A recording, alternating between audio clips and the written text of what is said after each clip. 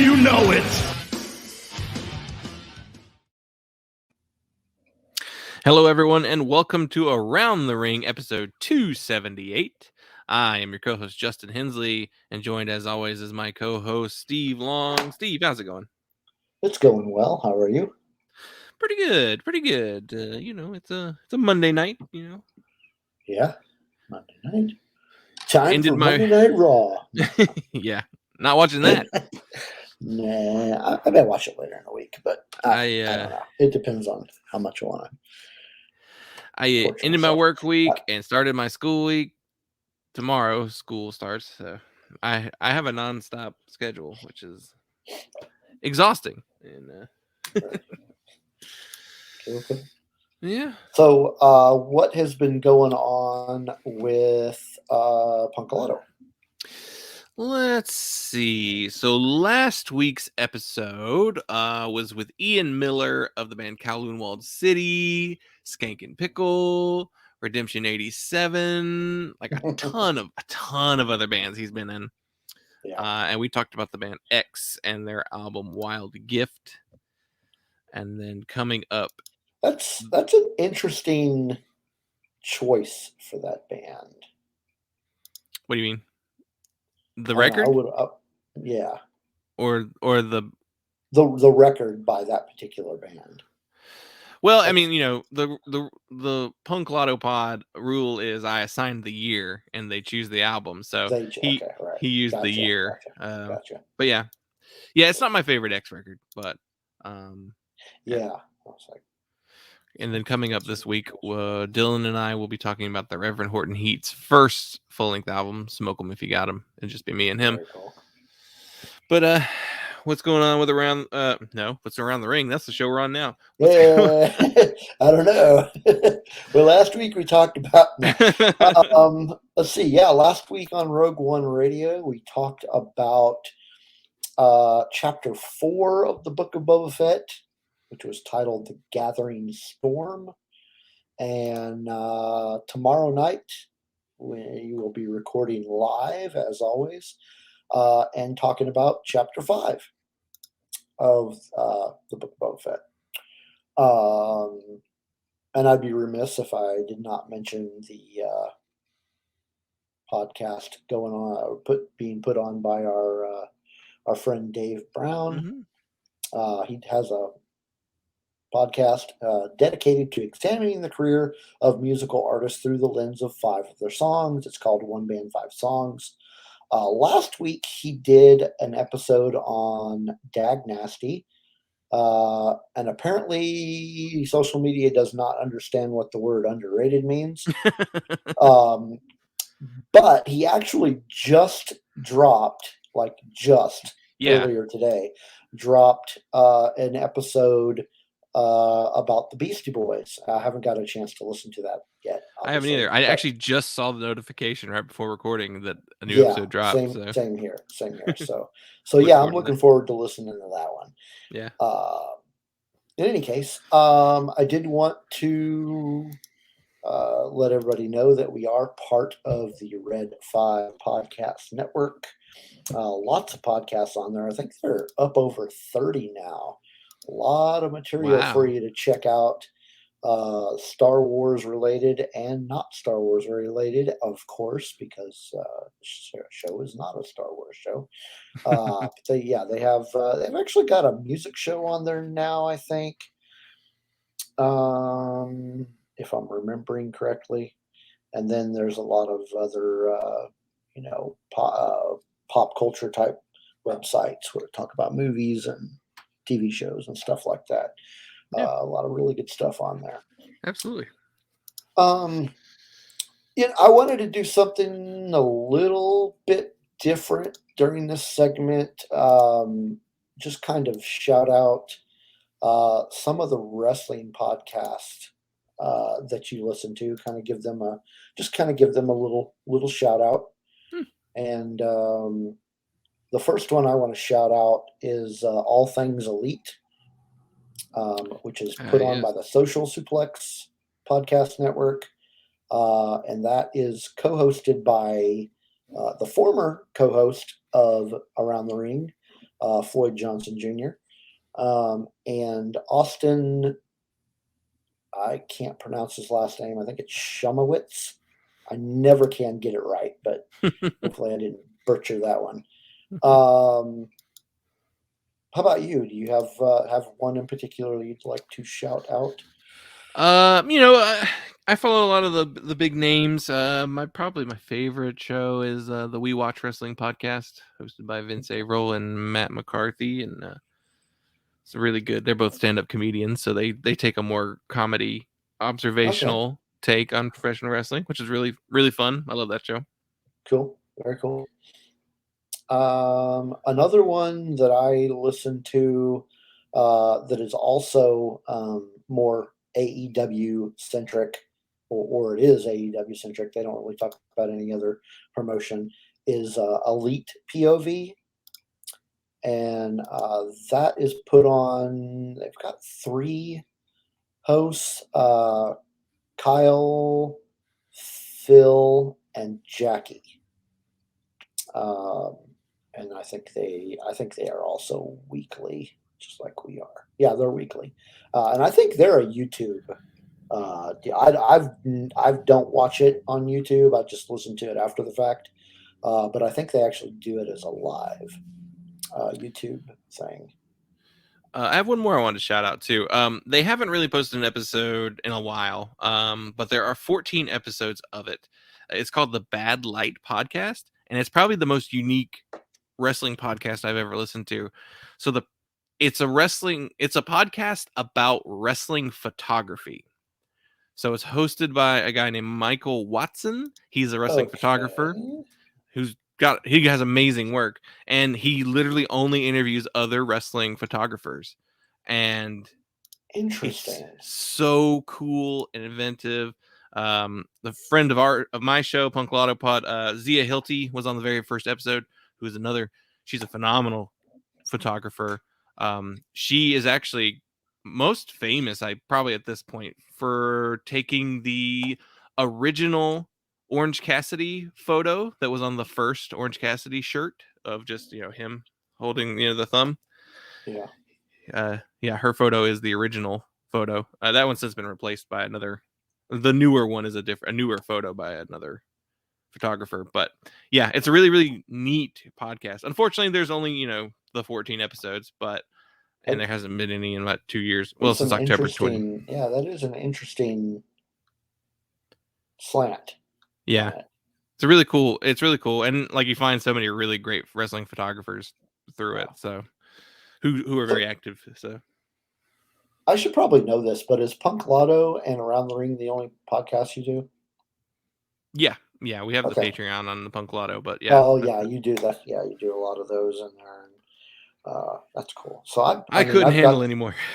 I hear you. I hear you. I've got this one that I've been working on for a long time. Just kind of like fell on the back burner, Yeah. but I'm kind of getting closer to putting it together again.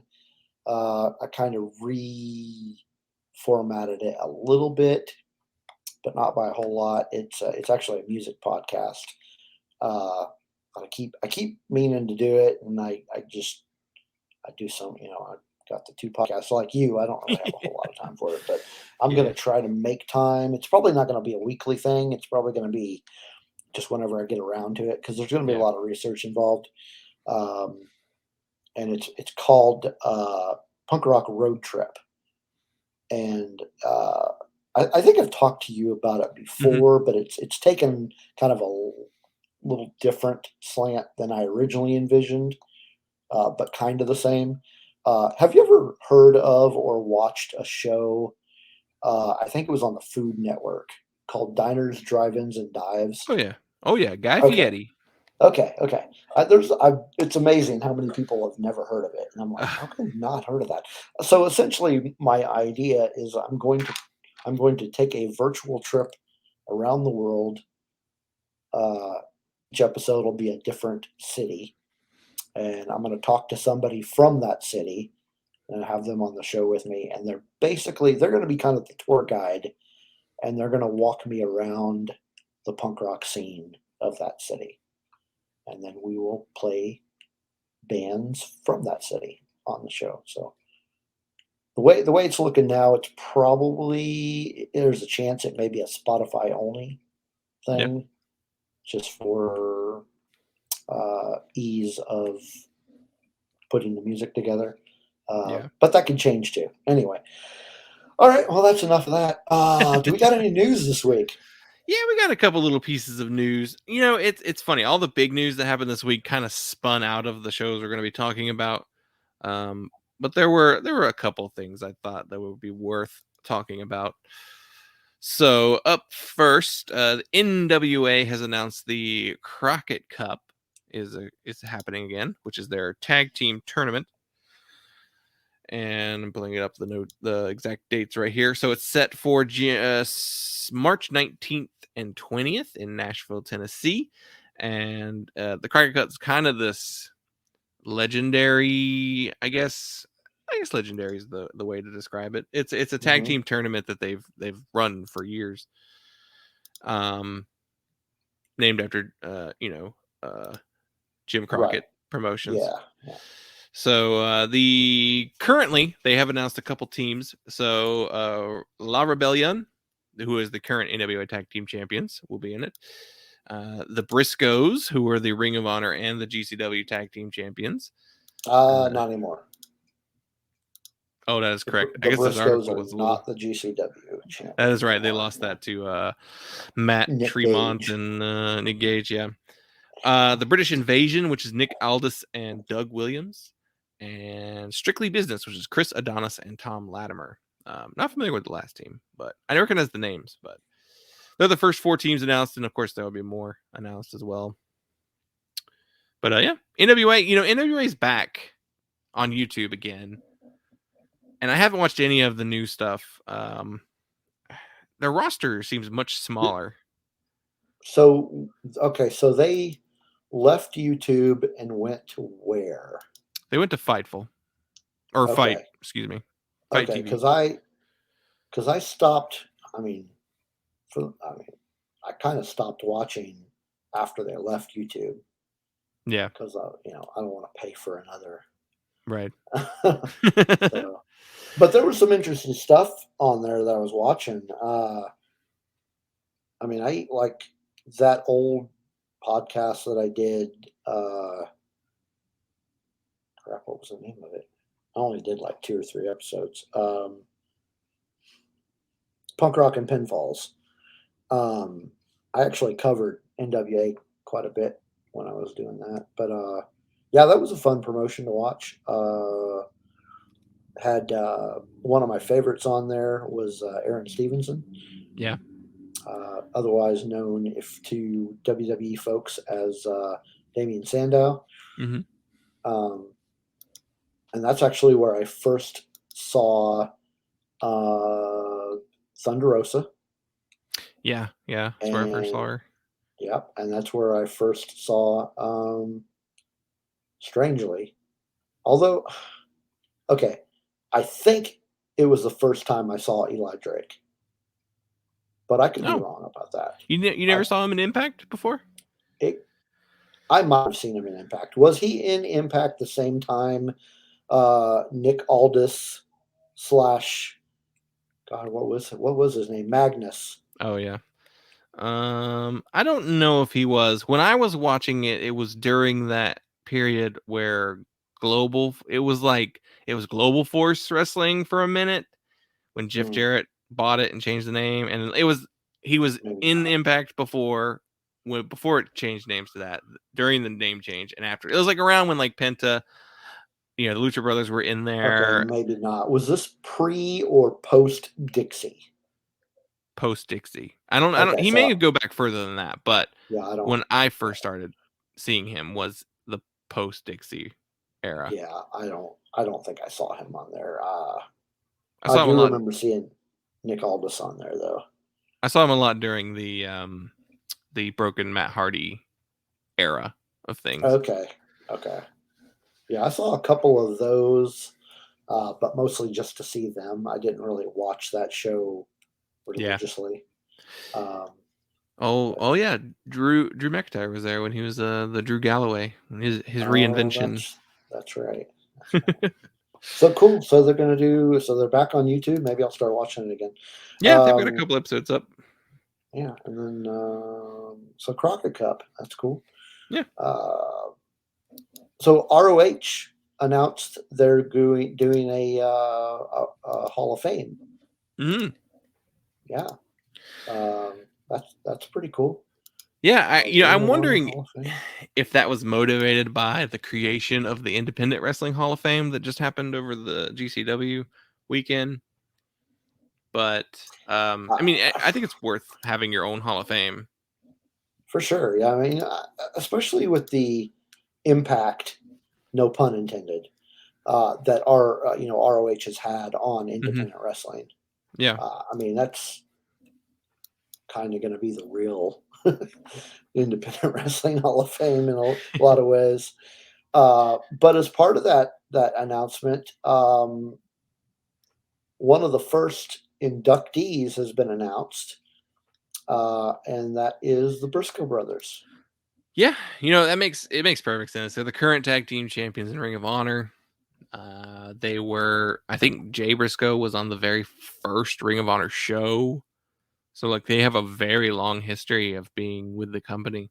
I'd be curious. There's going to be announcing more for the Hall of Fame coming up. I think every week they're going to announce a new inductee. So I'd be curious to see who they wind up putting in there. Like, I could see someone like Christopher Daniels, maybe. He was also on the first Ring of Honor show. But I don't know. There's so many people they could put in there. Really, Yeah, that would genuinely count as Hall of pretty Famers. good chunk of AEW's roster came from there. Absolutely, yeah. In fact, a new one that we'll talk about later. Yeah, so it's pretty neat. I like the idea. Ring of Honor TV lately has been focused on almost like these little mini documentaries more than anything. So I believe there's going to be one on the Briscoes. I think it's currently up. That's on them specifically, and then each episode I think will be on each new. Okay, so it's coming up. The Briscoes will be, yeah. But Cool. Yeah, interesting. Cool. What else we got? Well, PWG just had their Battle of Los Angeles, which is their big tournament. It's kind of their biggest show of the year. Yeah. They it's a 2-day tournament. In the past has been 3-day tournaments, but I think they're just kind of keeping it a little shorter. But they crowned a winner, and that is Daniel Garcia of AEW is the new Battle of Los Angeles champion. I wonder if they're going to write that into the show on AEW of him carrying around the trophy. Yeah, I don't know. Excalibur worked for PWG. The Bucks worked there extensively. Yeah. Adam Cole, like so many people. Yeah. I mean, yeah. Basically, AEW is built off of NXT, PWG, and Ring of Honor. So it's an independent, and a little New Japan thrown in there too. Yeah, absolutely. Yeah. PWG is a fully independent promotion. They only do like one show every couple of months. They're not even monthly. And they do DVD only releases of the shows, as well as they do put their older shows on high spots, but it's like a year after they've occurred, so it's older stuff. So yeah, I would love it. What I know. Most of what I know about PWG is honestly what I read about them in the Young Bucks biography. Yeah, but it's exciting. It looked like it was a good tournament. I wonder if I should try and hunt down get a DVD copy whenever it comes up. But whenever it comes out, yeah, might be worth it. Just check it out. Yeah, they're usually really great matches, like fantastic matches. So, but yeah, Daniel Garcia defeated Speedball Mike Bailey in the finals. Wow. So yeah. But yeah, that's all the big news. I will mention Leo Rush was at that show and actually injured his shoulder, I believe. I read about that. Yeah, It's unfortunate. how good they are. Did Yeah, you hopefully. know that Rio was injured? Because I did not know that.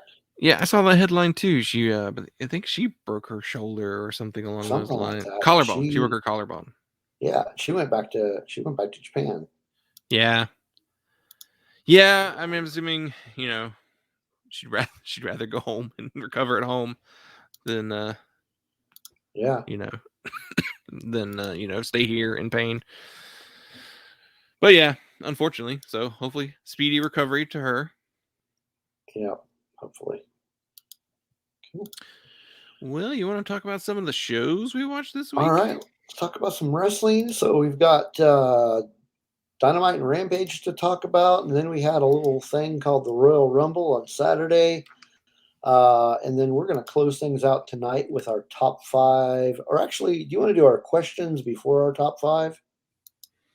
I think Yeah. let's do our questions before. We've got a couple of questions from the Twittersphere to answer. And then we're going to do our top five, which is our top five favorite current champions. So any promotion, no holds barred, whoever our favorite champions are Yeah. currently. So Current champions. Yeah. current champions. So okay, let's start off with Dynamite. We had another Dynamite on Wednesday, and I actually wrote quite a bit of notes on this one. Really? So yeah, so let's. We don't need to talk about everything I made notes on because I basically made notes on the uh, entire show. So, Yeah. any specific matches that you wanted to talk about? Oh, most definitely. There were a couple really big matches. This was Beach Break, of course. This Beach is Break, the right? second, I believe it's the second Beach Break they've done, which I believe is named after Orange Cassidy. Yeah, so the show opened up with Sammy Guevara versus Cody Rhodes for the undisputed TNT championship. That is And right. Sammy is the interim champion after Cody had to go on a COVID leave and had to reschedule his match. And it was a ladder match. It was, yeah. And I was going to say, man, the match in general, it was a good match. Uh, I think the MVP of that match was the ladders. Those things took a beating. Yeah, Those ladders got the crap beat out of them. there were some stiff ladders. I was surprised at Yeah, how much they held up. I guess they were like, let's do the opposite of the New Japan ladder that Kenta just yeah. just jumped off of. But to be honest, I think, I thought that this was the best match that these two have had. Oh yeah, yeah. I It thought was, this match was fantastic, and I might say it's yeah, probably the best. I think it's my favorite match of the entire week. So everything's yeah. downhill from here for me. But Man, there were some spot, dude. That crossroads off the ladder, that was brutal. well, the cutter from the one ladder to the other ladder Oh was yeah, just like insane. ah. I mean, yeah, that match really had to take a toll on their body. It was rough. Yeah. I kind of thought the interference. Well, it wasn't even really interference. It was kind of interference with Fuego. I felt like that was a little unnecessary. It seemed out of place to me. Uh, Yeah, I think but it's just pushing Cody. I mean, I think Cody's like fully healed now at this point. The way he acted in this match and the way he, attacked, he gave Fuego the Tiger Driver, it, he's to me he's full yeah, heel. Even though he says he's not. It's he, just he that may not think weird. he is. Yeah, that's Yeah, that's that's a possibility. I mean, just the way but he worked the match too. He worked very heelish. yeah, Um, yeah, I get that. Yeah, but it was good. It was a really good match. yeah, I loved it. I Uh, thought the match was fantastic. Like yeah, the sequence towards the end was amazing. The senton that Sammy did onto Cody on top of the ladder was Yeah. that was disgusting. It looked so horrible. It was one of those moves that I was like, well, he just broke his back in half, like, Yeah, really, really. it didn't Wow. budge, it didn't bend, it didn't do anything. Yeah. But Sammy won. He Yeah. won the. It's weird. He's now the undisputed. He has both titles now. Yeah. Um, Kind of silly. I don't know what they're going to do with that, but it looks like they're uh, going to set up a program with Scorpio Sky next. Maybe. I hope yeah. that's Hopefully, the. I hope that's the way they're going. Yeah, definitely. Um, yeah, that was followed by you know typical Wardlow match. I Yeah. don't have anything really to say about that. I mean, here's I don't like squash matches, and here's the thing: I understand what they're meant to do. They're meant Yeah. to make somebody look powerful, Mm-hmm. and I understand that. It just personal opinion, they're boring. I don't like them. So I like Wardlow. I just wish they didn't do this to him. I think they are they're an incredibly useful tool. Sure, they're And I useful as a story device, but as a wrestling match, they're just kind of yeah, I all mean, right. they're not Yeah, really meant, but it's also what it was designed to do. So yeah, yeah, and he squashed two jobbers, which yeah, good for pretty him. much. It just Yeah. gives him a really good winning streak currently. Let's see what was after that. Oh, 2.0 and Daniel Garcia versus Jericho and Senna Ortiz.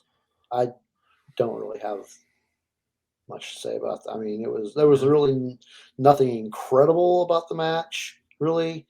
I mean, it did kind of further prove that LA, not LAX, shit. Uh, Proud and powerful. Proud and Powerful are a really good team. They work very well together. They did not want Jericho in that match hardly at all. They're one of the top teams in the division. Um, and really, this match it was good for storyline purposes because it furthered the storyline of the split of Mm-hmm. Inner Circle. But as a match, it was mid. Yeah. All it made me think was, man, I want them to have some tag team gold. Yeah, yeah, for sure, for sure. Yeah. I mean, I'm assuming this is going to lead to Proud and Powerful either leaving the Inner Circle or the Inner Circle just Mhm. kind of dissolving in general. Because basically, as it stands now, Sammy's off doing his thing. Proud and Powerful and Jericho are the only two who are really tied together. And like we haven't seen Hager in who knows how Yeah, long at this point, which is fine. He was literally my least favorite part of Proud of Inner yeah, Circle. yeah. There wasn't really much to him. After that, we Kate, CM Punk came out wearing the scarf, Yeah. and um, he made a couple of jabs at MJF. Of course, he referred to the scarf as just as cheap as MJF's personality, and said something about MJF wearing a suit that doesn't fit him.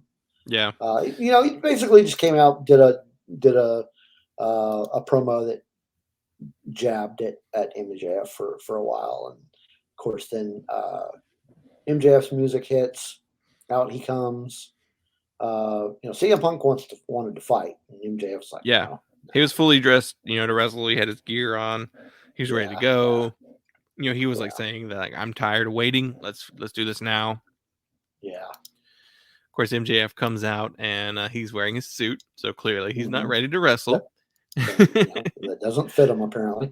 Trashes Cleveland, of course, Yeah. um, and Punk continues to goad him on, and they he finally sets up a match. Yeah. This was a really great promo. Like they've done a really good job of making sure that none of these promos ever get tired or old. Yeah. Like I feel like I could watch them talk forever. Yeah. We're finally going to get the match next week in Chicago. So here's my question for you about that match. Is it too soon? It's not too soon, but it's also too far away to wait till Revolution. You know? You don't think they could push it out to Revolution? They could. I feel I like they've think got a lot more promos in them. maybe, but I feel like I don't know. You run the risk of running out, or the audience kind of being like, "We don't care. Just get to the wrestling now." So I don't know. We did actually have a question about this. Do you want to just read that specific question now, or do you want to save it till the? Yeah, we can go ahead. This was a question submitted by Floyd. Let me find it here. Wait a minute. Was this one Floyd? It was, yes. Yeah, this one was Floyd. Okay. Well, he had two questions. So this one was, how do you think MJF versus CM Punk will go down on Wednesday? What do you think? I think, as much as it pains me to say this, I think MJF is going to hand Punk his first loss, but it will not be a clean win. Yeah, I feel like that's probably, yeah, I feel like that's the way the story has to go. I think they're going to be in Chicago, imagine the heat that MJF gets if he beats Punk in Chicago, especially if he cheats. Yeah. I mean, I think it's kind of a given, and I'm also wondering if they do a cheat finish like that, that could actually then extend the program out a little longer to Revolution. Yeah. The only X factor for me is Wardlow. So, they do a beatdown on Punk in the ring after the promo, and they force, they make Wardlow give him the power bomb on a chair, and Wardlow's very reluctant to do it. It seems like he's very reluctant to do it. I really hope that turns out to be a good match to watch. Because so it happens on Wednesday. Yeah. Which happens to be my birthday. Yeah. And we're having a wrestling / Star Wars themed birthday party where there's not going to really be much Star Wars to it, just the decorations.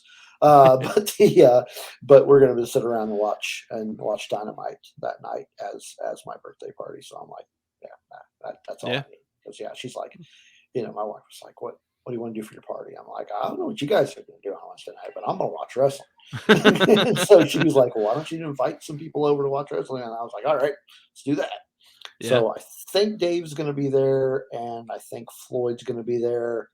I'm not sure about who else is coming. I haven't gotten any RSVPs yet, but yeah, I hope that's going to be a good match. Okay, I do want to make one prediction on Wardlow. Okay. He will do what MJF wants him to do this week, but I think this is going to wind up leading to a rematch at Revolution, and that is going to be where Wardlow finally turns on MJF. I think that's my final prediction for the Wardlow. That's a good prediction. Now, speaking of Wardlow, we actually did not forgot to mention that at the end of this big promo, MJF's crew comes out, like the whole backup crew comes out and just goes to town on Punk. Spears smacks him with the chair, and Wardlow, of course, gives him the power bomb. Yeah.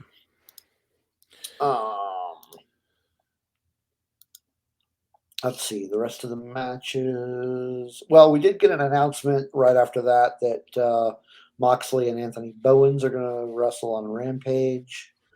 And then Jade Cargill is getting another title match on Rampage versus Julia Hart. Yeah. She's got to Uh, wrestle on that eye yeah, patch, right? yeah, yeah. So then the next match was Red Velvet versus legit Layla Hirsch. Um, what did you think of that match? I wasn't all that super impressed with it. I thought it was a fine match. I was impressed with Red Velvet in this match. I feel like she got in some really nice looking kicks and offensive maneuvers. Layla Hirsch, I don't know. It seemed like some She, miscommunication or she, something. yeah, she seemed off, and that's what kind of threw the match in general off for me. She just seemed like something was, like you said, it must have been a miscommunication because she was not at her best. Yeah. They're both on the newer side of things too. And so sometimes when you have like Sure. two newer wrestlers in there at the same time, it doesn't quite work out. But they Yeah, also both had like a lot of tape on their like shoulders and yeah. necks. I don't know if that was just gimmick or if that was, legit. But see that's one of the problems with having a new person fight a new person is there's really nobody there to take charge. Yeah. I mean, you need the reps in for sure. Yeah, yeah, But you yeah, kind of do need somebody who's like kind of gonna like lead the match or kind of construct. I mean, it may have been yeah, constructed with producers in the back, but yeah, it was an odd. I expected better, and I have seen better from both of these women. So yeah, I don't. yeah. Definitely. It, There's definitely been better matches between both of them, but this one was just not one of their yeah, best. I think I chalk Uh, it up to just miscommunication that night. And yeah, yeah. So the next match that we had, well, so we had a Dr. Britt Baker promo. Man, it was so it was I do have a I, thought on I that. okay. Go ahead and give me your thought on that one because I didn't care for this promo. So I think her delivery was good. I think I don't know, she did a really good job with it. It felt kind of directionless to me. I get that it was just kind of generic heel promo, Yeah, yeah, and she was. I genuinely do not care and actively kind of dislike home sports team references and promos as cheap ways to get heat. I I even agree. I even agree. people I like MJF and CM Punk doing it, like I don't care. I don't Yeah, watch those yeah, sports. I I know most people most people watch yeah, sports, but man, I don't care about that kind of stuff. And she yeah, kept going to yeah, that well, like that whole promo. The yeah. one It thing I was will just say, sorry, go ahead. no. Go ahead. Go ahead. I was gonna say the one thing I guess the thing about it, I was just like, where's this leading? Who is this program going to, what is this promo leading into program wise, I mean, who I don't knows? know. It's just like you said. It was without direction. It was just there. I did see someone compare it to some like 80s style, maybe like a mid-south type promo where like somebody won an award and the heel comes out and accepts the award but just is a heel the whole time. So maybe it was just purely just for the PWI, awards that, Yeah, yeah, I don't know. We'll see where it goes. It was in a weird spot too, like basically right before the main event. yeah. So the main event was Orange Cassidy versus Adam Cole in a lights out match. And before we get into the match, I have got a question for you because apparently I don't understand what a lights out match is. It's just, What do you need to know? I mean, what is it? It didn't seem like anything. It just seemed like a no, basically a no DQ match, and that was really it. So it is that. Uh, It is a no DQ match. Um, but also the main important takeaway is that a lights out match means it's unsanctioned by AEW. okay. So the win and loss won't affect their records, I think is the idea. Okay. Okay. So I mean, and the idea originally I think was the first one Kenny and Moxley It was one of the early ones, Oh if it yeah, wasn't the you're first right. one. You're right. It might have been. Yeah, I think I remember that one. Because it was like, this match is going to be so violent that AEW cannot sanction it. That was basically Yeah, the idea behind it. yeah. And this I was remember the just, sanction. Yeah. this one wasn't as violent. This one was not nearly as violent, and it was a good match, Yeah. not an amazing match. Um, Really, the highlight of the match for me wasn't like really part of the actual match. Things kind of spilled out into the floor, and I think it was Cole went underneath the ring to grab something, Yeah. and out comes Danhausen, Yeah. and I was like, "Oh, okay, well, yeah, that was fun." And kind of gave him that look, and then that was it. There was like there wasn't really much else to that. He just showed up, got a Yeah, I huge mean, pop. I guess, yeah, he had a great pop. I think it was just a fun way to kind of introduce him to AEW. I mean, he's that kind of character where like Yeah, he doesn't yeah, have to follow. He's like an Orange Cassidy. Like he doesn't have to like follow traditional wrestling rules. So yeah, yeah, I've honestly, I know very little about Danhausen other than he's like very popular and supposed to be yeah, very funny. Um, I've yeah. never seen him wrestle. Di- Same. Most I of what don't. I know about him, I learned from Twitter.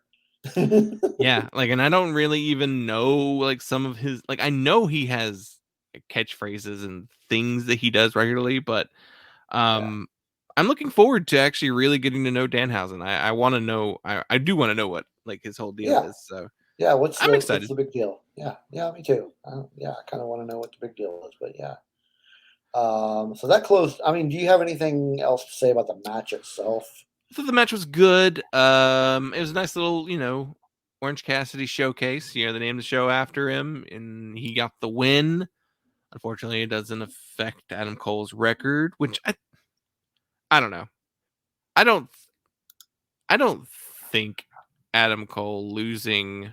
I mean, we saw him lose the match, so as an audience, we understand that he lost the match. But I guess in the kayfabe record that they're trying to keep, they Yeah, want it to look more authentic. But I mean, I don't care. They give people title matches all the time that aren't necessarily the number one contender. They're like number two, So it's yeah. not that weird of an idea. But yeah, um, I Eh, I hope it's the end of the feud though. I think it's gone on long enough. It was a good I feud. It's I time to will move on. agree. I'm done with that feud. Yeah, Done. Yeah. Did you watch Rampage? I did not. How Okay. was it? It was not a bad Rampage. Just a couple of highlights, really. I mean, it started off with the aforementioned John Moxley versus Anthony Bowens, which I was only interested in this match because of Moxley, of course. They come out and Caster does his typical, you know, pre-match rap, uh, you know, dissing Moxley, mentions his wife in it, and it was just like, okay, that was probably. I hope I really hope he cleared that with John beforehand. But for the most part, John just beat the crap out of Bowens.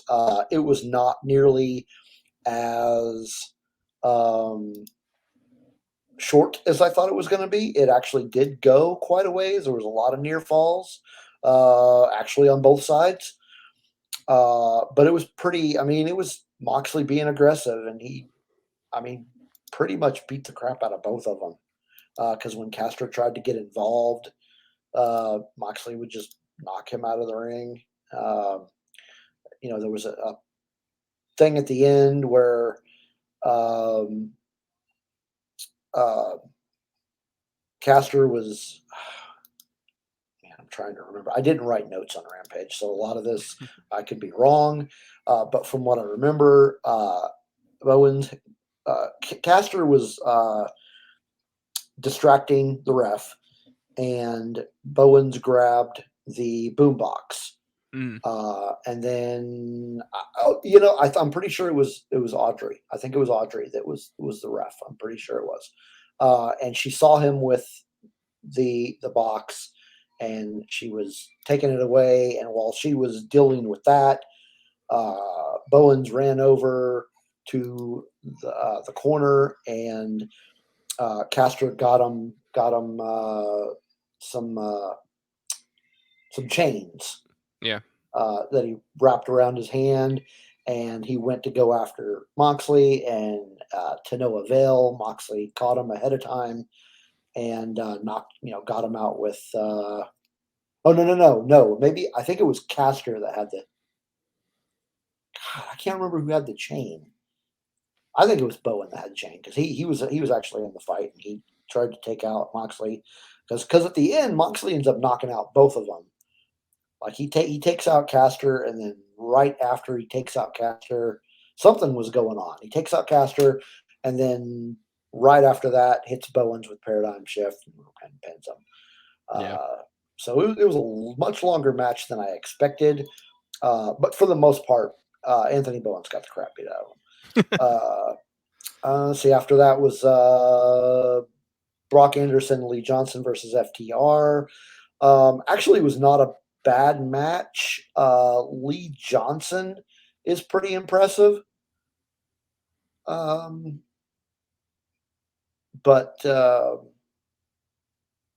this was, this one actually went on longer than I thought it would as well. I thought FTR was going to get a win like really quick.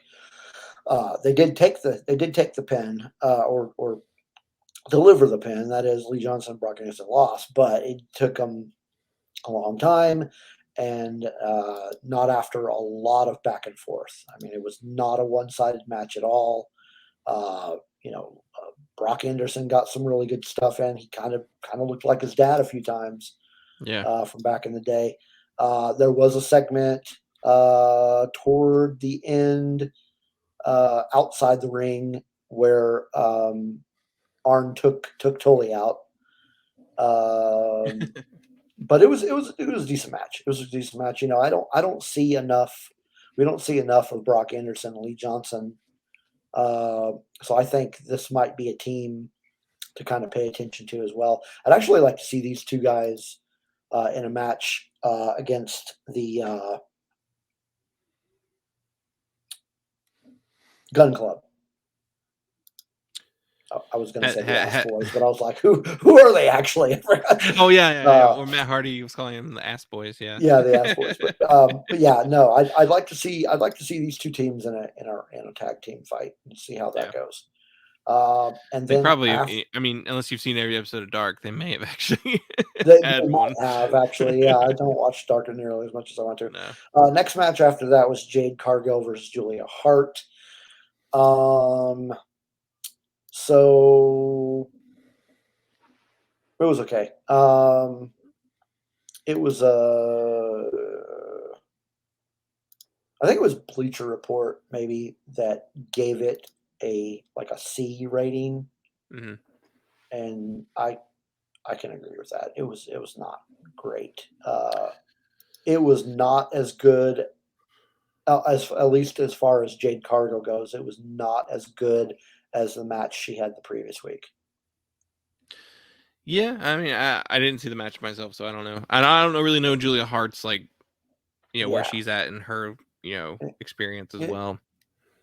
it wasn't amazing. It was okay. It was just okay, Any more hints about there's a theory going around that Julia Hart might wind up being House of Black in the future. I didn't really see anything that hinted at that. The only thing is on Dynamite, she was yelling at Griff Garrison. That Yeah, was the only thing that made me think, maybe. Yeah, no, not really any hints. Next one, main event was Private Party versus Jurassic Express. Oh yeah, tag team. Tag team belt match. Mm-hmm. Matt Hardy and the Blade were out at ringside. Um, it was not the best match that I've ever seen from either one of these teams, but it was good. It was probably I'm looking through the matches here. It hmm, I would say the other tag team match was probably better, at least more entertaining to me. Hmm. So anybody out there can disagree with me, and I'd be perfectly fine with that. Yeah. But I thought the other tag team match was better. FTR versus Brock Anderson and crap, I'm already forgetting his name. Lee Johnson.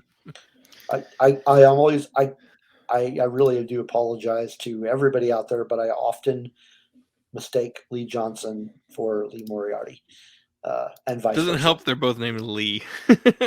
Yeah, yeah. Um, but yeah, so that was Rampage. Yeah. Um, No hook, so I didn't watch it. So yeah, yeah, nothing there.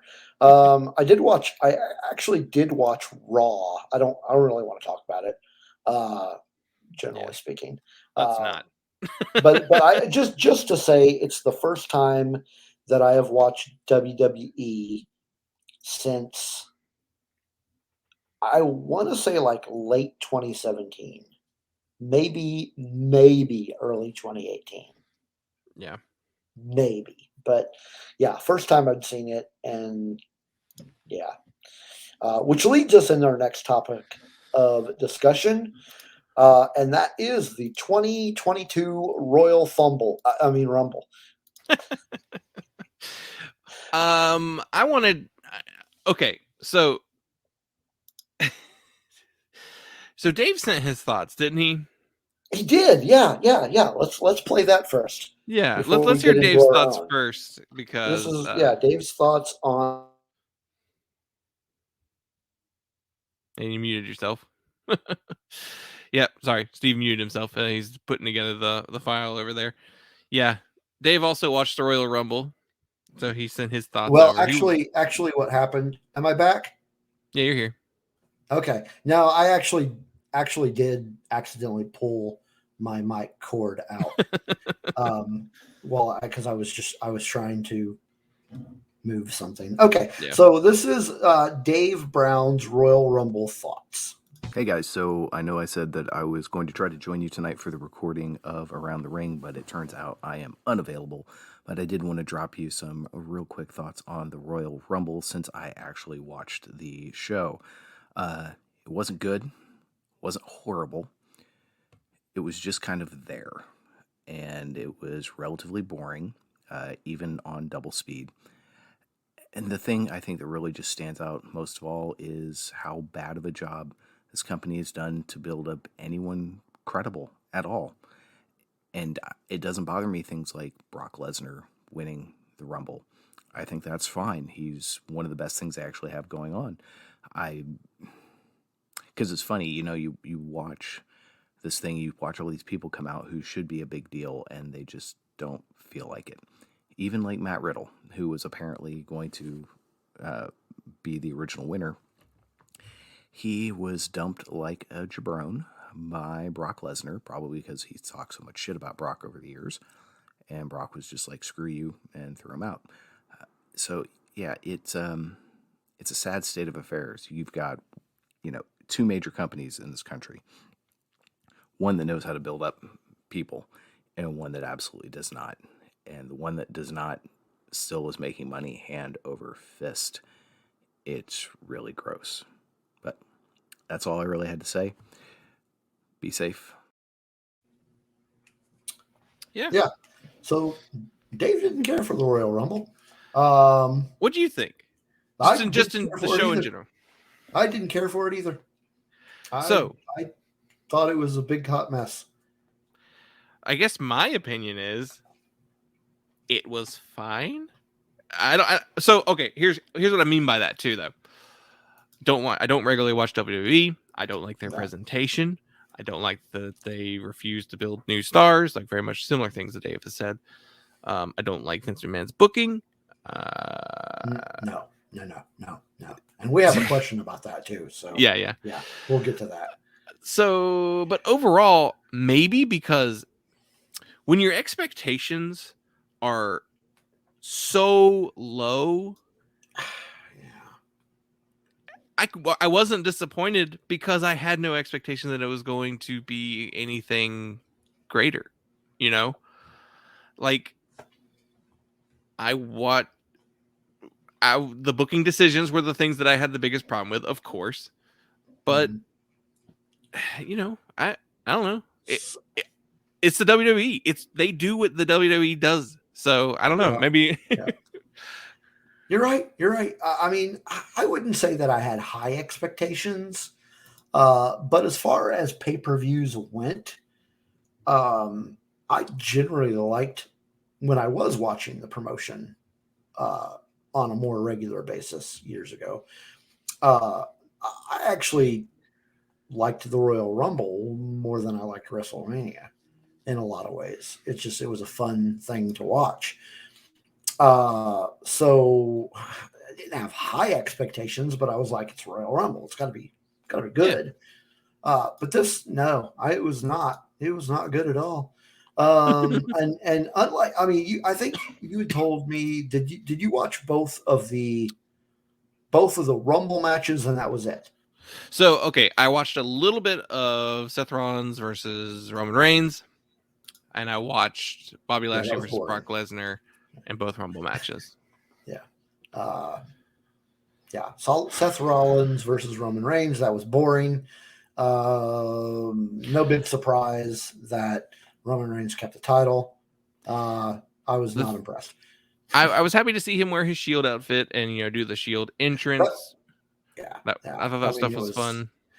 I liked the angle of him trying to get into Roman's head. Yeah. And I liked, okay, let's put it this way. I liked, and I use the phrase like very lightly and very loosely. I liked the story behind this match. Yeah. I did like the build up to it because I did watch Raw previously and there was, vignettes where they explained the build up to this match. And I liked the story to a degree, but the wrestling was just, I enjoyed the wrestling. Rollins, hated the finish. Okay, yeah, no, didn't like the finish at all. Hated the finish. As a wrestler, I will be fair and honest and say that I do like Rollins. As a wrestler, I don't care about Roman Reigns as a wrestler. I don't think he's all that interesting. That's just me. I don't know. I like Seth Rollins as a wrestler. I like Roman well enough. I think Roman works really hard in his matches and does a good job. He's just not like a super dynamic wrestler for me, but yeah, that could be part of the problem. But yeah, I mean, just as a match, it just was like, whatever. Next, we had the Women's Royal Rumble match, and you did watch this one. I did. So okay. I was trying to figure out how we should kind of talk about these Rumble matches. So like, I don't want to go down the like, well, so and so deleted, so and I don't want to do that. Right. So I just thought like maybe we could talk about people in the match that piqued our interest. I guess is kind of the overall. I don't know if you even have. I'll start first. Okay, go ahead. I was going to say the number one spot. I thought that she would be closer to like the final four, and that didn't happen. Yeah, Sasha Banks. Yeah, she just returned like this week too, so that was. Well, that's not an excuse. No. I mean, come on. No. Actually, no. What I mean by that is, why did they bring her back this week if she was just going to be eliminated within the first, 8 I don't know how far in she was. I guess Yeah. she was kind of early. She was gone earlier than I anticipated. Yeah, I expected more from her. I feel like she should have been a bigger deal in this match. She wasn't, unfortunately. But I liked. So overall, I liked the women's match, and I thought it was a good Rumble. I think they've had better women's Rumbles. Thought But it was booked horrendously, but okay. I mean, well, what's your problem with the booking then? Well, I mean, for the same reason that I don't think the Iconics should have won the tag team champions at their first appearance in Impact, Mm-hmm. I don't think they should have. So, okay. I'm going to preface this by I actually like Ronda Rousey. I don't like that she just showed up and won. I think that's bad booking. So I have the opposite on both counts. Okay, I am completely fine with anybody disagreeing with me. I'm just saying I think it's bad booking. I don't like Ronda Rousey, and I did like that she showed up and won. My thinking is you have Ronda Rousey, she needs to win it. I mean, she's a moneymaker. She's a big draw. You know, she has a history already with this company. You know, she was dominant in her run in the company. It makes sense. She was number 27, I think. Yeah. I mean, it's fine. I mean, I don't like Ronda Rousey, but that's fair. Out of all the rest of the women in this match, I mean, who was gonna win? Well, yeah, I mean, Sasha? I really thought Ripley was going to win. I did not, because the WWE Vince McMahon doesn't care about Rhea Ripley, and he put her in a tag team with Nikki Ash for like 2 years or however long that was. Now there is a horrible, like not just the Rumble, but that is a horrible creative. Like, I liked her back when she was with, oh crap, what was the name of that tag team? Sanity. Mm-hmm. Yeah. I liked her then. This new thing, which I did not see until I watched Raw the previous night, and I was like, "What the heck did they do to?"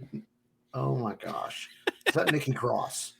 And I didn't even realize it was Nikki Cross until she talked, and I was like, "Oh my god, what the hell did they do to her?"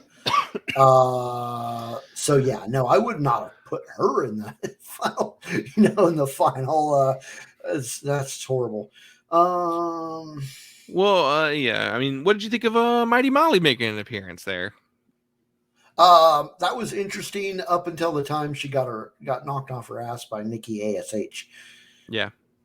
Yeah, that was that. I thought that was going to be cool, and she like barely even made it into the ring. Yeah, I mean, she's a retired wrestler. She's not a full-time wrestler. So sure. There were a couple of people in this match that were like that. Like, yeah, there were a lot of those. What did you think of Sonya Deville? Don't really care. So I like Sonya Deville. I actually very much like Sonya Deville. And I like Sonya Deville. I think if she were booked better, she would be like one of their top wrestlers. Yeah. Another bad booking decision. They made her and not just the Rumble, just her in general. Yeah, they made her an authority figure in the company, and that's spun out of an injury, I believe. But yeah, I don't know. There was just. I mean,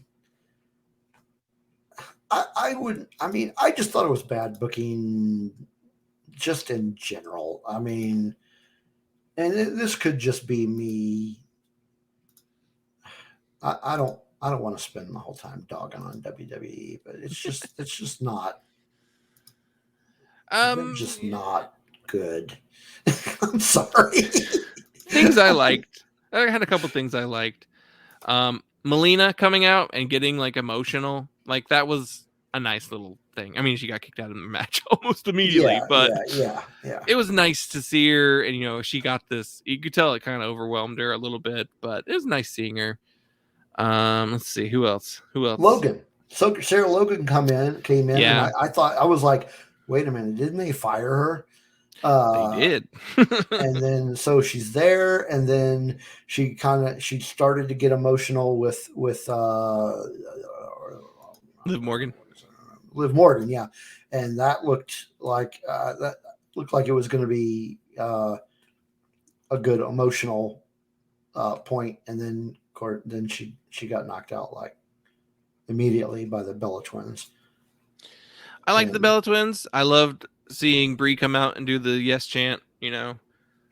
She's an extension of, she's married to Bryan Danielson, so I'm like happy to see her, and they became good wrestlers. So I like their work. I mean, they started in the Divas era. They all started off terrible, Yeah, she probably should have taken lessons from her husband, but I loved seeing Ivory.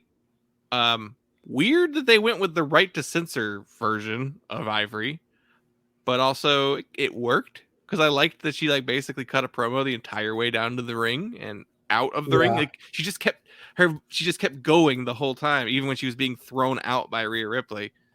Yeah, and she seemed to focus her promo on Ripley. Yeah. She's 60 years old. Lost girl. Yeah.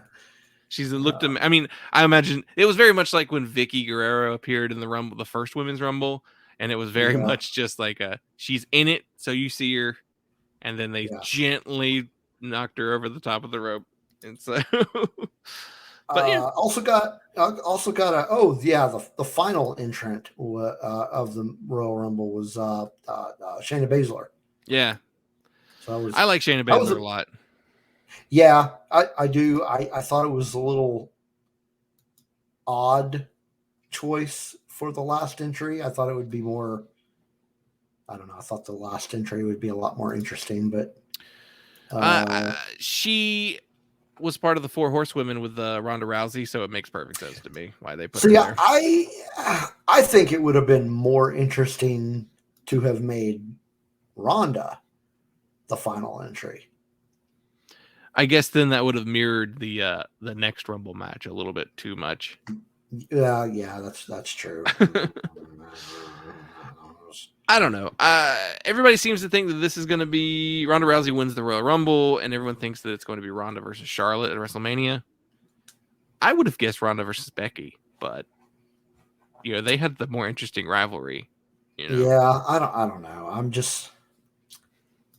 I don't know 100% if I'm going to end up watching it. Oh, I probably won't. Because this pay-per-view just kind of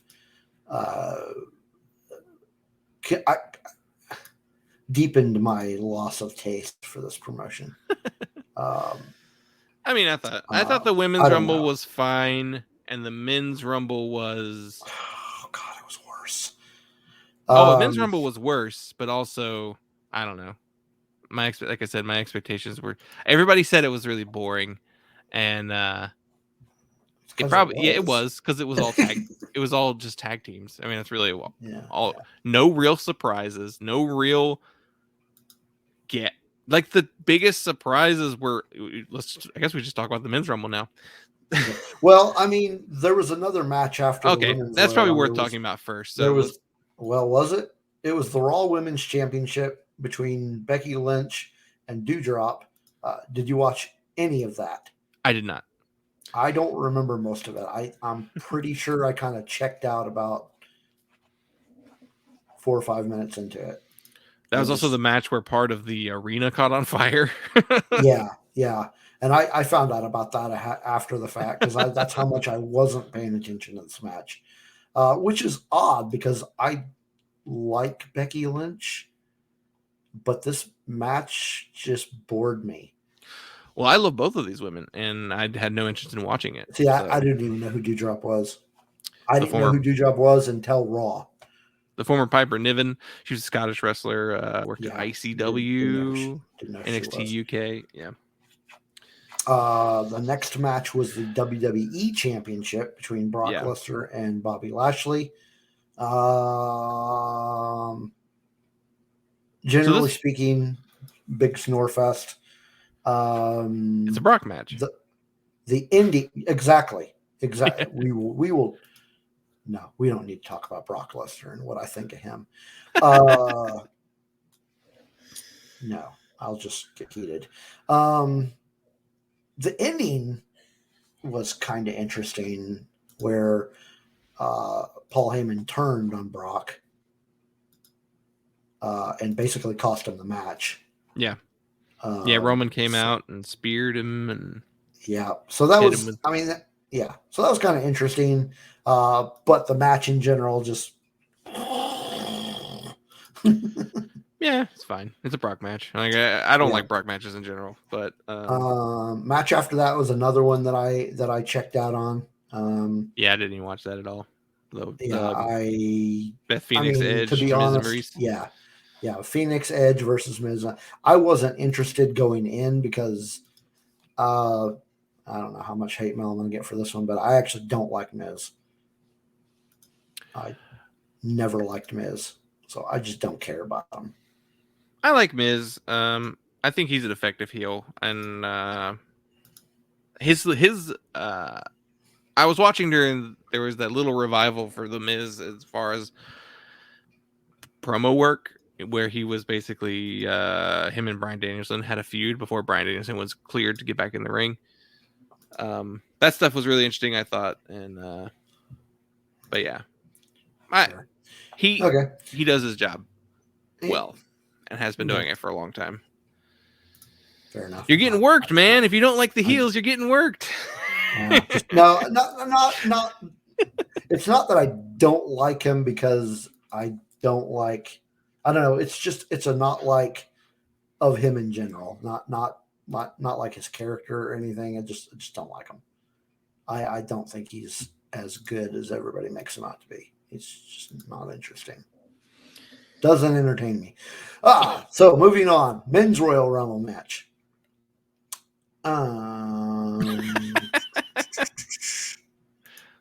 So maybe I didn't hate this match because I watched it while I was working today. So all I had to do was just glance down every few minutes to see who was coming out next and who got eliminated. Pretty much got the highlights. It was boring. It was not. It just. I mean, number one, AJ Styles comes out, and I'm like, okay, cool. This will be cool. And it did not turn out that way. Number two is Shinsuke Nakamura. So, I thought it was going to start off interesting, and it didn't. They hold on. Shinsuke and AJ headlined Wrestle Kingdom one year. The year that they both left the company. So just wanted to throw that out there. I don't know. Were there any highlights to it that you wanted to talk about? I mean, talking about highlights. I mean, I could talk about the names I didn't see that it was kind of irritating that we did not see them. Okay, go ahead. Well, number one, we did not see Cesaro. Yeah. He's not injured, is he? I don't think so. We did not see. There's somebody else I'm thinking of, and now it's right there on the tip of my tongue.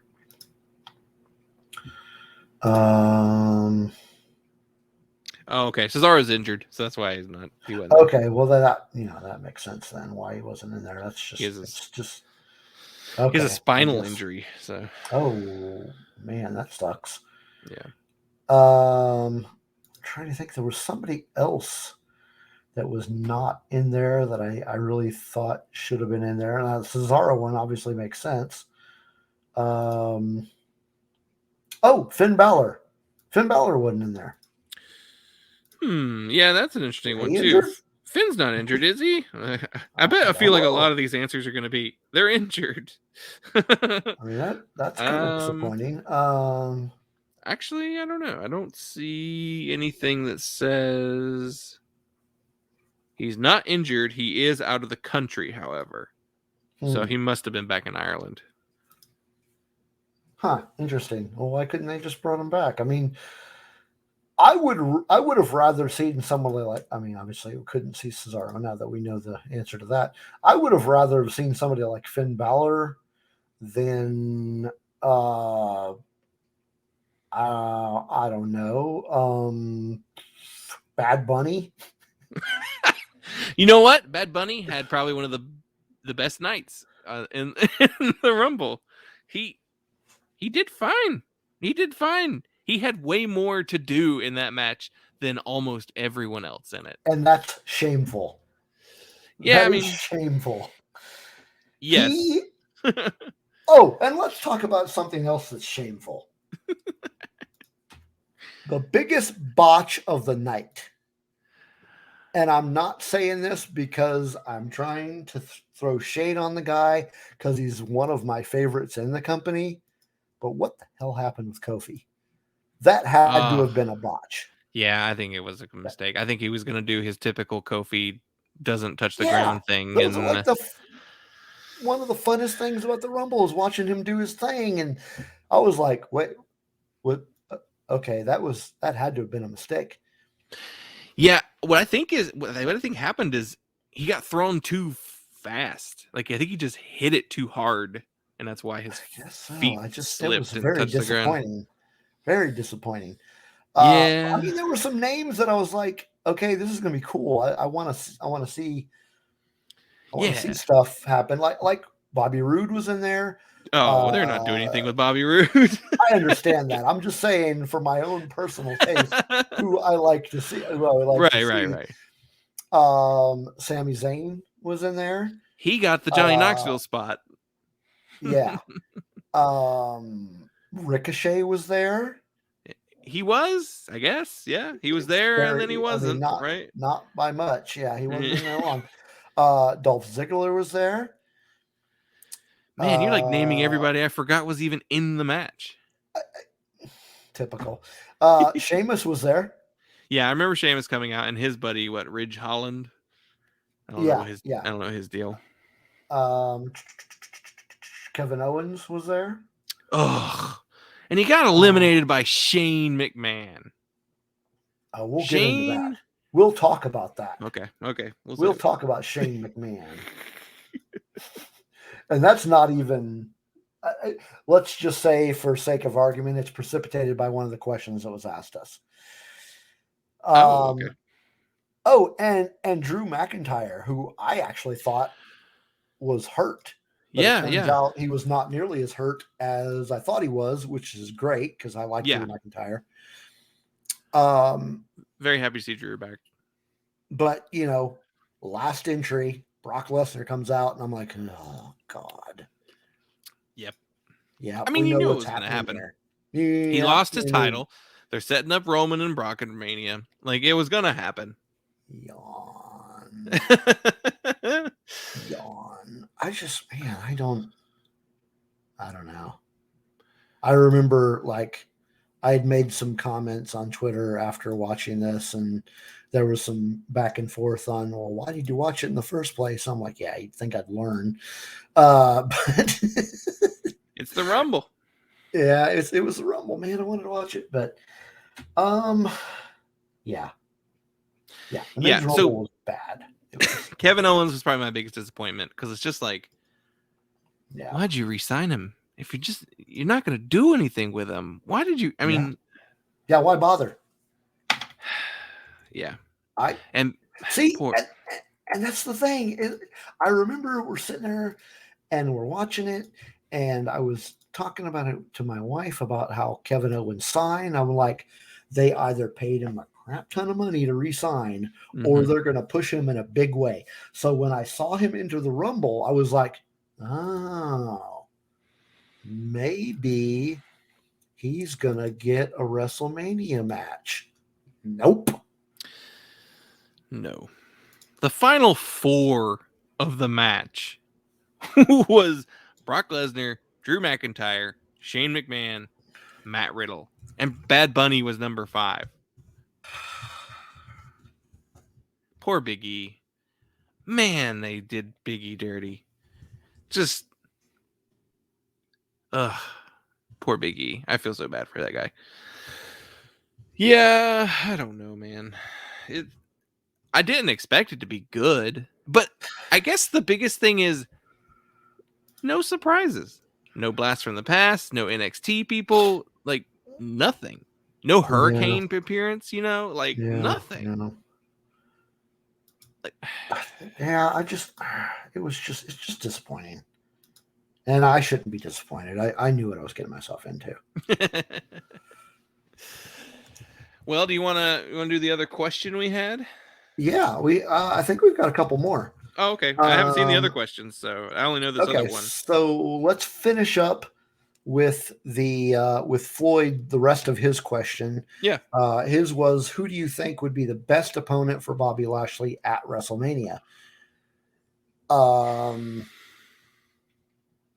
So let me get your take on this first, because I've got a couple of different, like, who would I like to see as his opponent, or who do we I'm not sure how he's asking the question. Is he saying who do you want to see, or who do we think will actually get booked?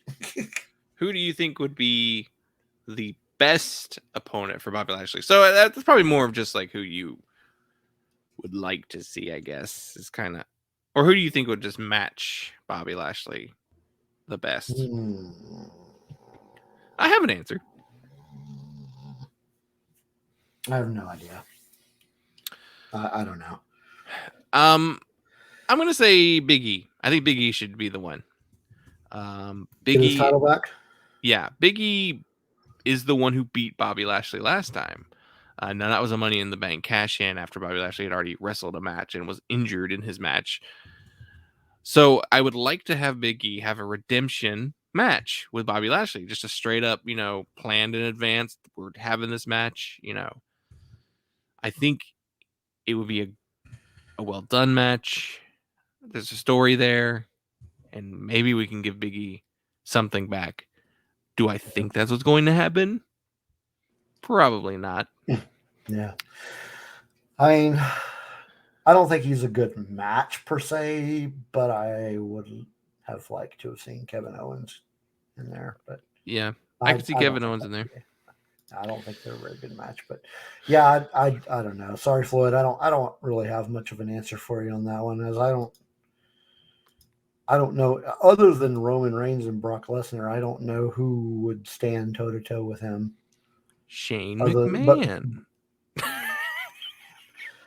Oh my God.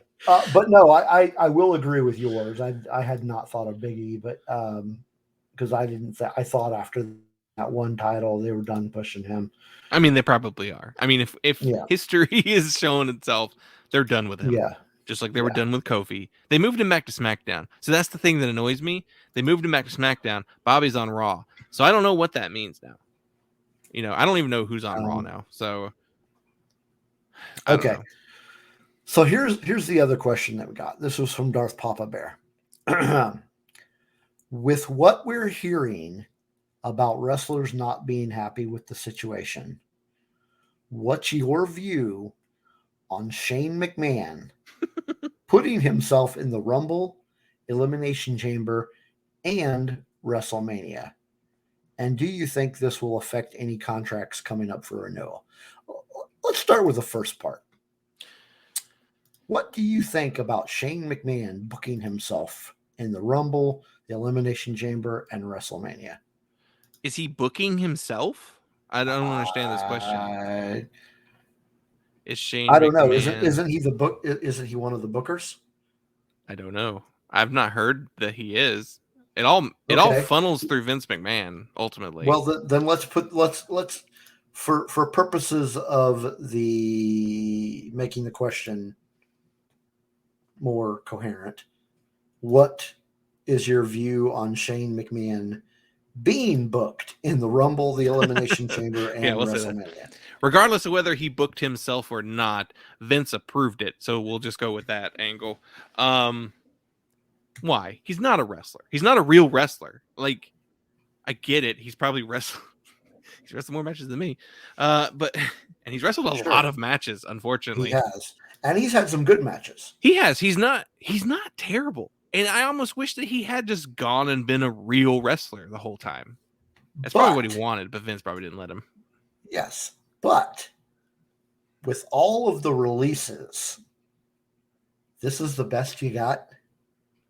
I mean, no, That of is course sad. it's not the best you've got. It's just what Well, the lunatic That's Vince why- McMahon There are wants. so many people that you could be pushing. So many people that you could push. But instead you push your son. So what are these rumors? I've heard that there are rumors that he has an opponent already for who he's going to. I'd not heard those rumors. I don't know who it's supposed to be against. I hope it's not Kevin Owens, because they've also already done that feud to death. I was going to say that. How long ago was that feud? That was because I remember that feud. Yeah, it was probably 2017. Yeah, when he was like the GM of SmackDown with Bryan Danielson and Yeah, Kevin Owens and Sami Zayn. Yeah, that was years ago. Oh man, no, But I don't he's want any more of that. He's the best in the world. Remember, he won that Saudi Arabia tournament. I haven't watched any of those and don't plan to. Well, yeah, the Elimination Chamber is a Saudi Arabia show too. I don't watch an Elimination Chamber anyway. I don't care Bobby about that. Lashley is in it, so that's probably where Bobby's opponent's going to come from. Oh my god, It's Shane. He's got to have a WrestleMania match. You can't leave Shane off WrestleMania. yeah, you can. Yeah. Darth Papa Bear, I will make the question. I will answer the question very simply. What do I think of him being booked? I don't like it at all. Like I said, I think there's other people that they can book that would be a lot more interesting. So WWE is doing what WWE does. Yeah. And it's horrible booking. Maybe that's why I'm not mad. Maybe I'm just like, no, this is what WWE does. Yeah, maybe that's one way we need to look at it. But the second part of the question is, do you think this will affect any contracts coming up for renewal? We'll answer that in a different way. Do I think more releases are coming? Yes. Yeah, I think it's sooner rather than later. Actually, normally they do it right after Mania, but yeah, I think it's going to be even earlier. It'll probably be more NXT people first, but I mean, I would not be surprised if that show is over with by the end of the year. Oh yeah, or at least not on USA anymore. Yeah, maybe just a network, because Peacock exclusive. I haven't heard. What was that now? Maybe just like a Peacock exclusive show going forward, just like it used to be a network show only. Yeah, just a network show. I haven't heard a lot of positive feedback about that show. No, there are a handful of people left there that I very much still like. Io Shirai, Tommaso Ciampa, poor Roderick Strong. They took his diamond mine. he's gone next. Yeah, I mean, I feel like he's the next wave of releases. He's gone. I mean, Mustafa Ali will probably get released, because he already requested his release, and that tends to be when they let people go. I don't know. I could see Ricochet getting let go. I would not be unhappy about that. No. Because he will get picked up. He'll get picked up really quick. Yeah. I wonder if they'll ever drop Finn Balor. Gosh, I hope so. Let him go back to Japan. I mean, he's got to be nearing that. I don't know. He's 40.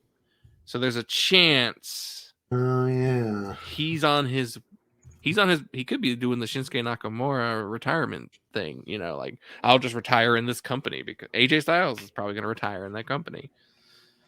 Yeah. Yeah. I don't know that he still seems like he's in pretty good shape, so I don't think he will be retiring anytime soon, but still. Yeah, I don't think it's really going to affect Shane being booked. I don't think it's going to affect anything. Shane's been booked consistently since he came back. Fought Undertaker at WrestleMania. So yeah. I want Raw Underground to come back. And What's that? You missed that too? Oh, it was this dumb Fight Club-esque thing that they were doing on Raw where Shane was the host of Raw Underground and they were doing these Fight Club style matches. They were like rings with no ropes and in a basement somewhere, and they were dumb.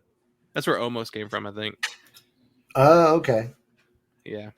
See now, okay. You mentioned him, and I forgot about him because that actually could have been interesting, except they kind of turned it into, all right, well let's just get rid of the big guy kind of thing, which is understandable. I mean they do it a lot. It's no big deal, but I don't know. I thought it was going to be. I thought that was going to be more interesting. Almost being in there. I don't know. He can't work very well. He's very green. Oh, he's not. Okay. He's not very good. No. He's just big. That's all you got, man. That's all that matters. Yeah. They fired Braun because they got Omos. They don't need Braun anymore. At least Braun can kind of work, Yeah, he was. Yeah. Well, who knows what's going on with him now? You want to do our top 5? Oh yeah, we still have that to go. Yeah, for sure. Let's see. Let me get my list pulled up here. Alrighty. Yeah, I actually don't have these in any order. I forgot to do that. I just listed 5. Yeah, I'm just going to list them down the line. I'm not going to try to put them in a certain list. My first one, this may actually come in as a bit of a surprise, and it's not really the championship that this person holds. I just kind of like this wrestler. Speaking of WWE, he's gotten a lot more interesting and better since his WWE days. I am referring to Matt Cardona, who is the current Impact Digital Media Champion. When did he beat Jordan Grace? Very, very recent. Because she still had it at the Terminus show, and he didn't have it at GCW. So it must have just been on Impact like this week, right? Last week. Let me find it here. Oh man, when was that? It was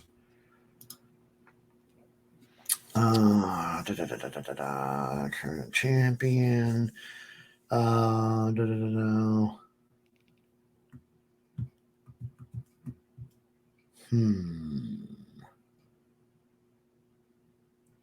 It happened on January 21st. So that would have been after Terminus then. So it probably happened on Impact. I think it may have just happened on an Impact taping. Yeah. Yeah, I saw that too, and I was like, "What? When did that happen?" But yeah. Yeah. It was during it. I found it. It was during an Impact Wrestling taping in Pembroke Pines, Florida. Hasn't even aired yet. Okay. Spoiler alert. Okay. Sorry. Spoiler alert. Sorry about that. Well, it should have aired yesterday, or not yesterday. Today? No, it should have aired Thursday. The 27th, yeah. Heck, I don't know. I don't know. Who knows? Yeah. Wait, I mean, any thoughts about Cardona first before I name mine, or What's that now? you got any thoughts on No, Cardona? I mean, yeah, I was gonna say I like him. He's actually had a couple of championships Mm-hmm. here in the last few years. But he he was of course, what was his name in WWE? Oh my gosh. It's good that we forgot Zack Ryder. Zack Ryder. Yeah. But yeah, he's had a pretty good independent career Yeah. since then. He was GCW world champion Yeah. once. He now he's got this Impact title. I don't think he did not have any other Impact title. He did wrestle for the title at Hard to Kill. I think it was Hard to Kill. But his time in, he was at GCW World, the World, which apparently the guys at Voice of Wrestling really did not like. Actually, you're like in the minority of people who did like it, I think. Apparently so, man. I'm hearing a lot of like.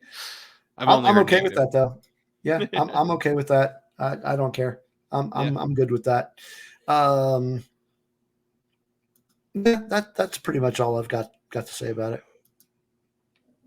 All right, my first pick. I'm gonna go with Dr. Britt Baker, DMD, the AEW Women's Champion. I put her kind of naming her first just because she's not my favorite worker on my list, but she is probably one of my favorite personalities. She's basically carried the women's division through since 2020. So she's a very important figure in that company. She was rewarded with that title.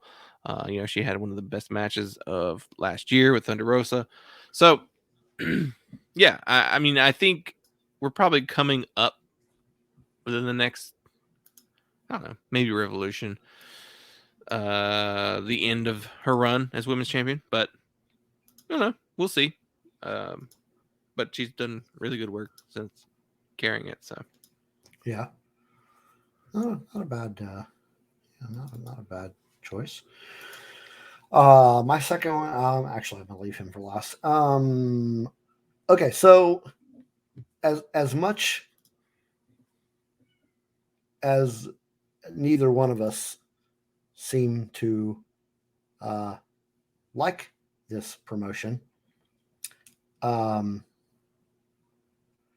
there is a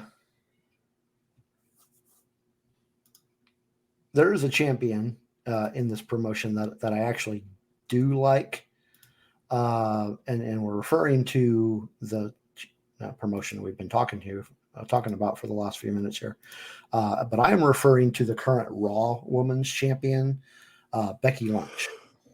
I've actually liked Becky Lynch ever since her. I want to say her NXT. Yeah, it was her NXT days. She's a good worker, I think, and she's probably, I guess, I would say in my opinion, she is the best woman wrestler that they have right now, female wrestler in that promotion. yeah, I mean, during her run as the man, like that, she was the best they had in the entire company. Like, yeah, that character was so good, and her work was so good. Oh yeah, I love Becky Lynch too. She's amazing. So yeah, so I don't know how she is now. I will say, I'm not sure how to say this without sounding mean. She looks like she's lost too much weight since she's had the baby, because her face kind of looked a little sunken in. So I think what happened is she lost a lot of the muscle mass when she was pregnant and having the baby, and then when she was focused on getting back into ring shape after having the baby, and my guess is she was more concerned with losing pregnancy weight and then building muscle. I don't know. I don't want to speculate too much, about her body. So that's It's up to just her. it's more from worry than anything else. Like, is she okay? I mean, I'm sure she's fine. I mean, I think she's got I don't know. I don't know what her support system is like, but Yeah. who knows? But in any case, she's the second one on my list. Who I worry about is that skinny Adam Cole's arms, but he's got little arms. My next pick is the Ring of Honor World Champion, Jonathan Gresham. Not entirely sure what's going on with Bandito's title, if that's actually a sanctioned title, or if it's just kind of I don't know. It's just, they're going to unify them probably at Supercard whenever that happens. But Gresham's just he's killing it right now. Unfortunately, he had to cancel his GCW and his PWG appearances. I think he had COVID. I don't know when he encountered it. Maybe Terminus, unfortunately. But what he's doing with Terminus is really cool. They've announced more wrestlers for Terminus. Serena Deeb's going to be there now, so that's exciting. But yeah, I think he's doing some really cool work with multiple companies. I want WWE to hire him, but I don't think they'll, or not WWE. No, not WWE. AEW, excuse me. To hire him, but I also don't know that they can with the Ring of Honor deal, so we'll see. Yeah. But yeah, he's just one of my favorites. I'm kind of working today. That's he actually was on the initial list that I put together when we were talking about doing this list.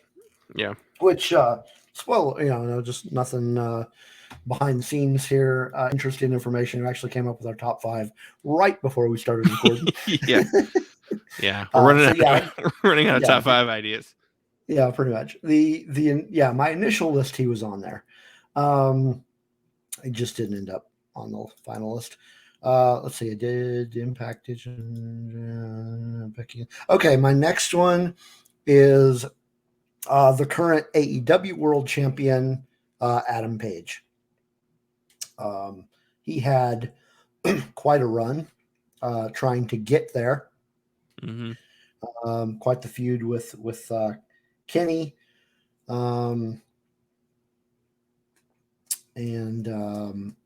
he's had some really good title defense matches.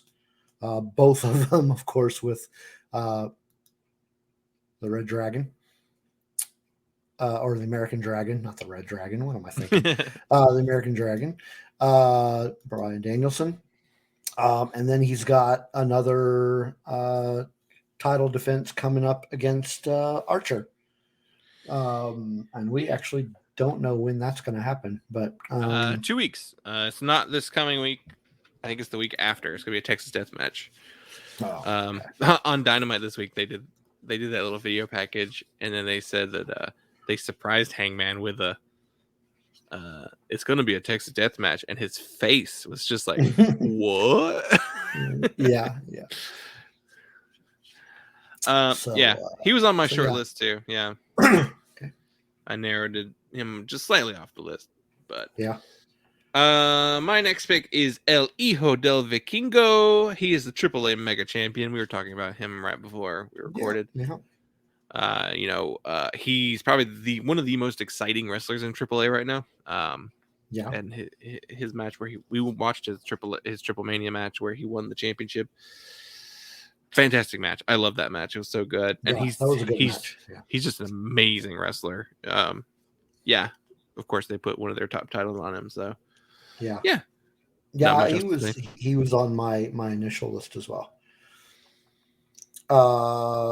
Next on mine is the current GCW World Champion Jon Moxley. Oh yeah. And this isn't like I like him just because he's the world champion at GCW. It has really nothing to do with that.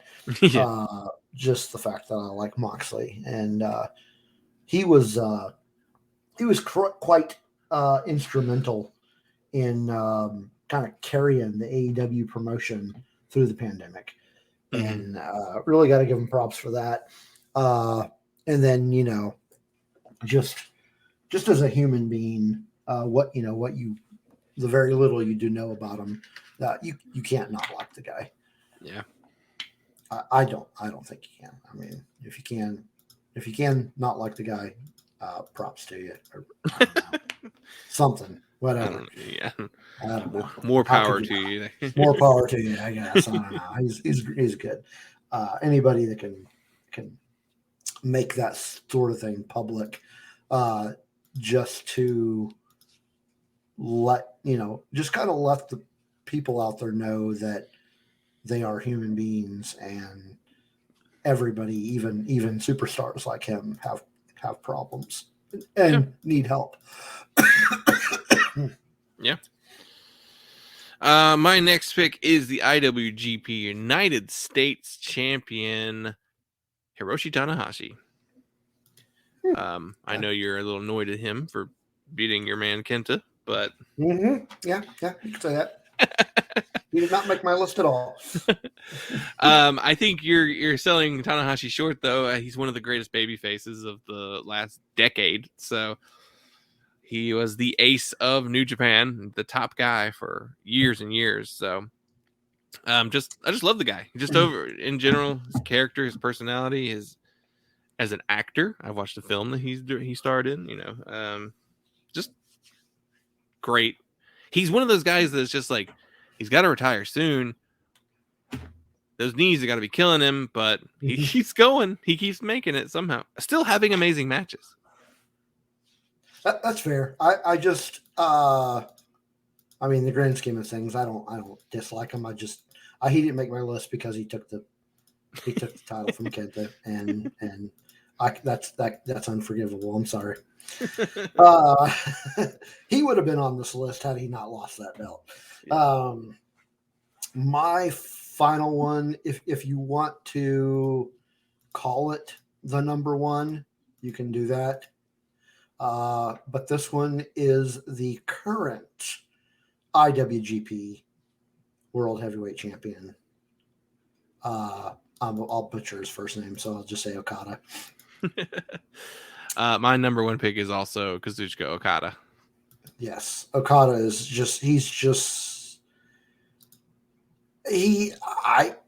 we've had this conversation before. I have not yet seen a bad match with him in it. I have, but just don't tell me about it. I don't want to know. Just let me. Their early pandemic matches, they're not fun. He was trying to get over the money clip. They weren't fun matches, but just let me have my delusions. But yeah, he's just amazing. Easily the top. I don't know. Top champion, one of the top champions in the world, honestly. Oh, for sure. Yeah.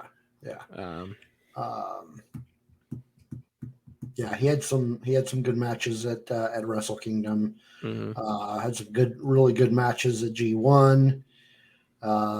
He's just amazing. Looking forward to his match with Naito coming up soon. Oh yeah, that's going to be good. Yeah. So that is our top 5 favorite champions, and that is another episode of Around the Ring. Yep, that'll do it for us. And catch us next week. We'll be certain to talk about AEW, but I watched some MLW, so I could probably talk about that going forward too. But okay, we'll see what else happens. I don't know. I might actually torture myself and watch Raw later. I don't know. We'll see. Well, we'll see. I don't know. Anyway, we'll see you next week. Thank you. Goodbye and good